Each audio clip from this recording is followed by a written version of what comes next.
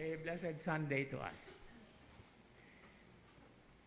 I remember as a young child, I learned Our Father through the words, "Pagpasaylua kami sa among mga utang." Because that is basically the literal word from the original, no? So it's actually not trespass. It's actually debt. Even if you go to Jerusalem, there is this church called the Church of the Our Father, and there are so many versions of the Our Father written on the walls.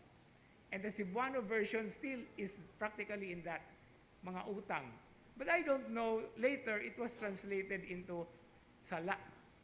Precisely because St. Luke's version of the Our Father uses the word sin. But there is one interesting word there, is kalapasan. No? And kalapasan is actually what trespasses is, what a trespass is.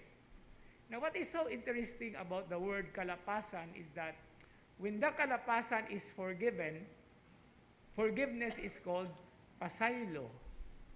No? Do you see the interesting relationship between the word? Ning lapas na ka, gipasaylo pagyug ka. No? In other words, there is so much embedded in that particular graciousness and forgiveness. And so this is the thing that we have to take a look into, what St. Peter actually asked or proposed. No, but Jesus said in a rather extraordinary way. Now, 7 times that a brother must forgive a sinning brother or sister actually comes from the law, the Jewish law. Nasa balaod. 7 times, meaning to say, if there are 7 days of the week, we have to forgive every day. That is the requirement of the law. Now the thing is, Jesus picked it up and precisely emphasized on the essence of unlimited or limitless forgiveness. There are 2 versions of Jesus' answer. The first version is what we have read today. Not 7 times, but 77 times. In other words, if 7 times we have to forgive and there are 7 days of the week, what does it mean? It's not only once every day, but 11 times every day that we have to forgive. Because it's 77. Diba? 11 times, oh no, nasayop ko sa kong mathematics. 77 times divided by 7, that's 11. No? So 11 times every day, and there are 24 hours a day. So imagine, kada oras yun. So there are always reserves. No? So if the day passes without certain troubles, so you naana kay pundo, no? So that actually is accumulated. Now, as simple as that, 11 times every day, can we do that? No? Di man ganit ta kahimo one time, once a day, no? And then another thing is the second version is even more surprising because it's not 77 times, but the version is 7 times 70 times. And what is that in mathematics? What is 7 times 70 times? 7 times 70 times. That's 490 times. Now divide it into 7 days. So it's actually more or less 3 times every hour that we have to forgive. Kaya? Uy, lisod oy. Sayon ra kayo pag mathematics. Pero lisod kay himoon. And this is the intensity of the gospel message. And where is this based upon? This is based on the very prayer that Jesus has taught us. Forgive us our trespasses, or forgive us our debts, as we forgive those who trespass against us, as we forgive our debtors. And this is a very difficult and a constant struggle among ourselves or between people who are so closely related. Because almost every moment that we are together, it's not just a way of experiencing what it means to be together, to be agreeing with each other. There are always moments or segments in this particular getting together or relationship that may somehow be different from one perspective to another, depending on who we are.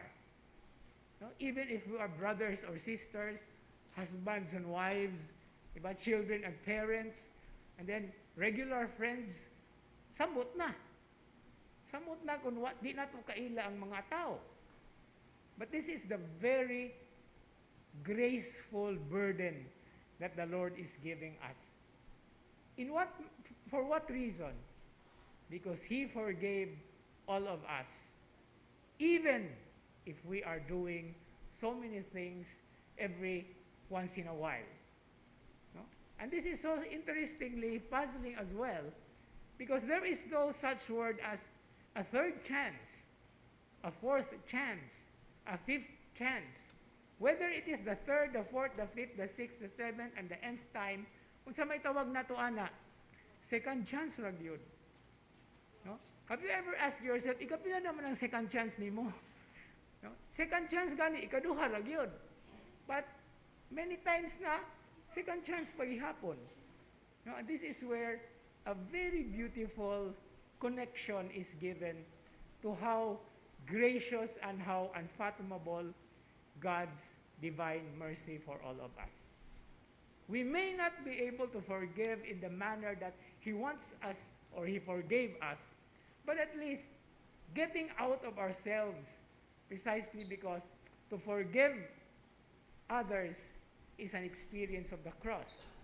Inasmuch as, by the way, we cannot forgive others if we cannot also forgive ourselves. Asa man magsugod ang pagpasaylo sa uban, diha sa pagpasaylo usab sa kaugalingon. There are so many things that happen in our lives, usay di na ito madawat. We cannot accept. Even the failings that we do, it's too ridiculous sometimes for us. No? But then, we have to understand.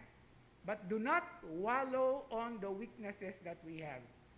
Each and every weakness has always a challenge to be gone, to go beyond whatever it is.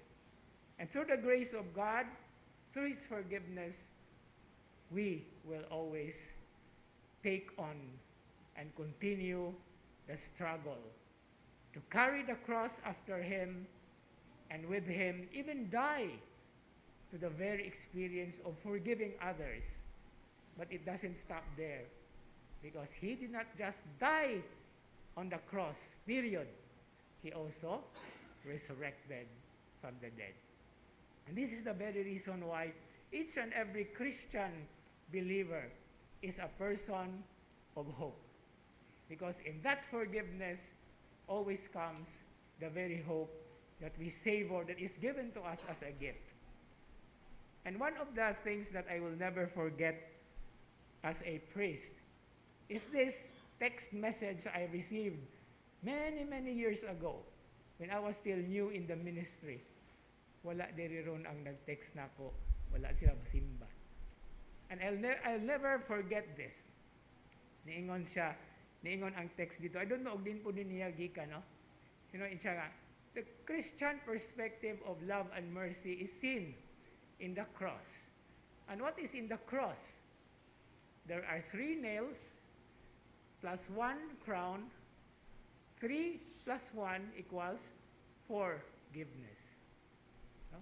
3 nails plus 1 crown equals forgiveness.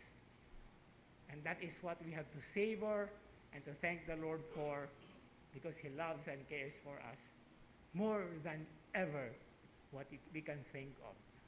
Because He is loving, gracious, forgiveness, and the responsibility, Psalm says, is full of mercy and compassion. Amen.